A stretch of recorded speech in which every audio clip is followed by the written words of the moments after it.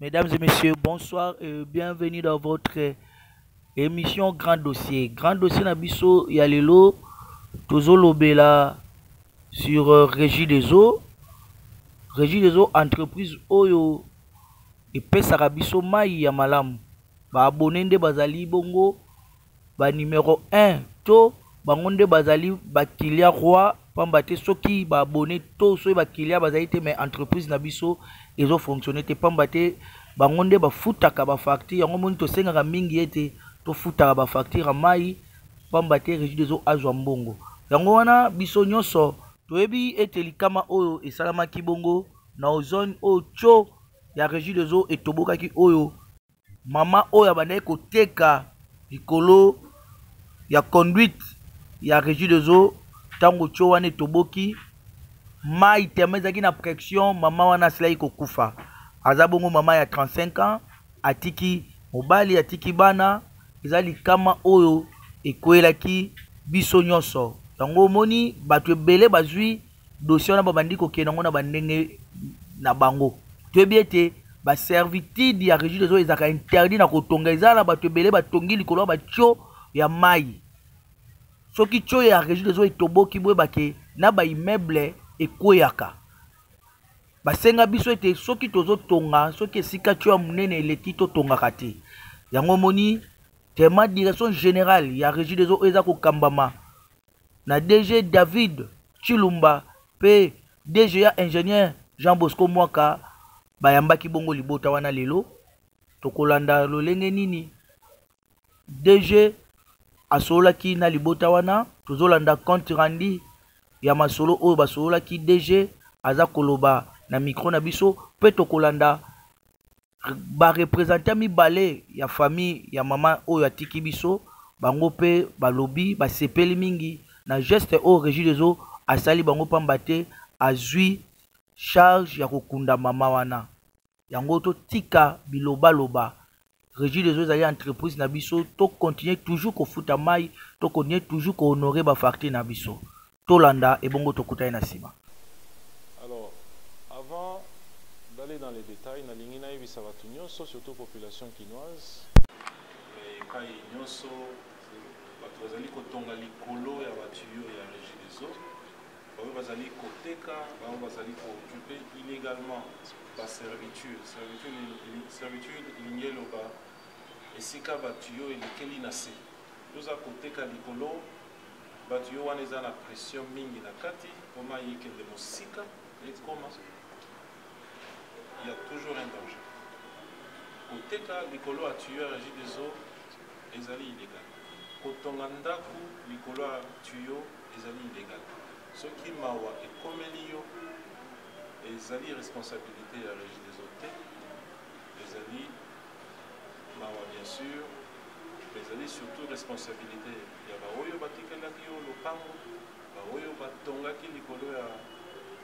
tuyauterie na oyo mpe azali koteka au-dessus te nzingazinga ya tuyauterie wana yango wana nazi kosenga biso nyonso soki oyebi kozali na ndako likolo ya tuyo ya régie des eaux soki oyebi otekelaka likolo ya tuyo ya régie des eaux tuyo wana ezali na pression makasi na kati po mai ekende mosika ekomela mpe baninga oyo baza mosika c'est un danger permanent kofandela koteka kofanda na ndako ezali likolo ya tuyo nous devons éviter ça c'est pourquoi je lance un appel vibrant à l'autorité ya mboka surtout oyo baza na makambo oyo etali les affaires foncières kotekela bato ndako mpe kopesa bango permission batonga likolo ya tuyo yango wana ezotinda tokoma na badrame ma oyo tosololaki na famille ezali en privé tolingi te kobimisa yango epai ya bino bajournaliste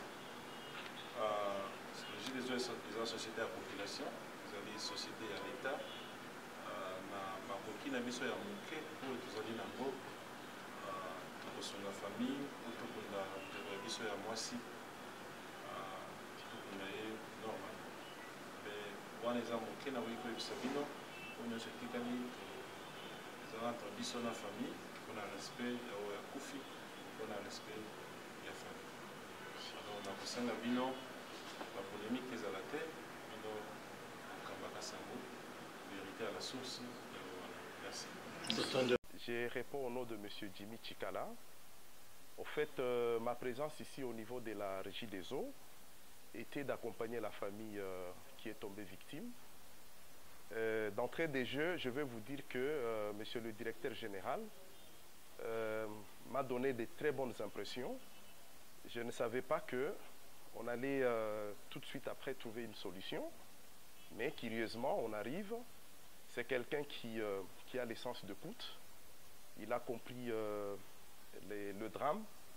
Il a compris l'angoisse qu'a la famille qui a perdu une des leurs, l'être très cher. Et je vais dire aux membres de la famille, même à toutes les personnes qui viennent au niveau de la famille pour consoler, de mettre déjà à l'esprit que la solution est déjà trouvée. Et donc, nous devons tous nous mettre ensemble pour pouvoir accompagner la défunte jusqu'à son lieu de repos.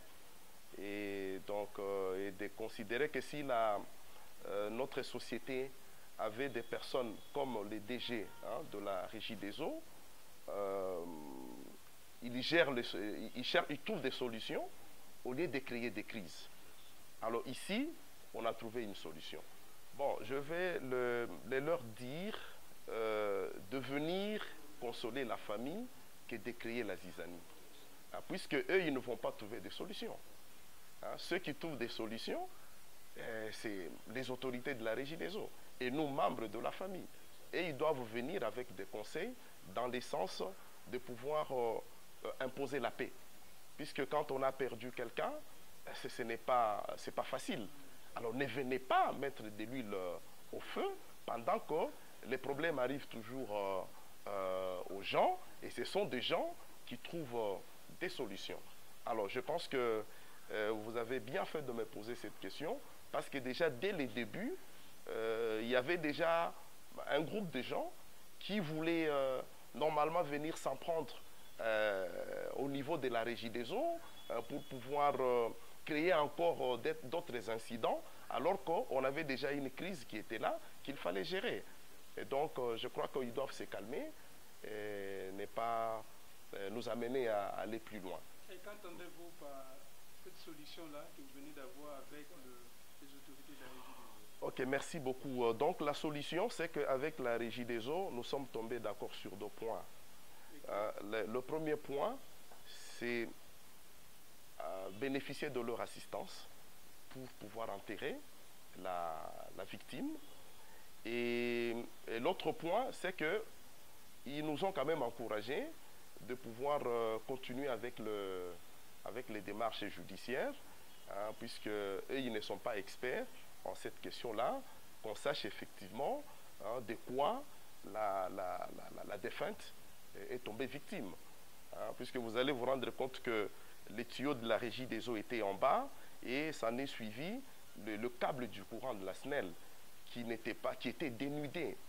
Ce qui fait que il peut s'avérer que c'est le courant, le câble de la SNEL qui a eu à causer beaucoup plus de dégâts que le tuyau de la Régie des eaux. Parce que l'eau, s'il n'y avait pas du courant, si c'était armé, c'est que la sœur ne serait pas morte. Voilà. Satisfait de ces solutions. Le corps de la victime est au niveau de la morgue. Êtes-vous satisfait des solutions? Morgue de Mama et mon. Voilà. Vous êtes satisfait de ces solutions? Nous sommes satisfaits dans un premier temps parce que l'assistance de la Régie des eaux nous sera parvenue.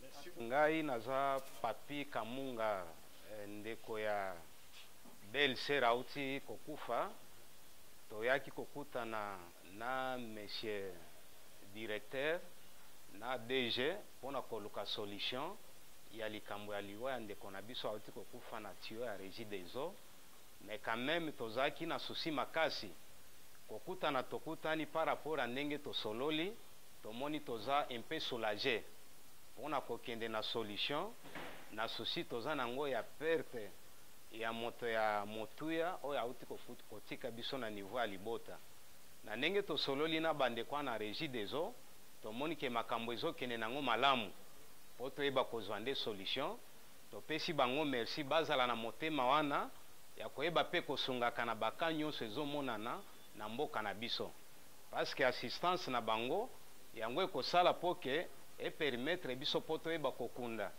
pe famille eyeba kotikala na kimia parce que oyo akufi atiki bana tozomituna bana wana bakokola ndenge nini parce que enda azalaki nyonso mpo na libota en tout cas topesi baresponsable ya régie des eaux merci mpo na ndenge bayebi nde koyamba biso quel que soit libota babanda kosala makelele libanda ya régie ntango tokobima tokoyebisa bango ke non solution ezali bozala na kimia merci mpo na nyonso wana touti kolanda DG pe délégation ya libota oyo babungisaki mama na biso tokomi na suka ya page na biso tokutani bongo mikolo ekoya kimia ezala na mabota na bino.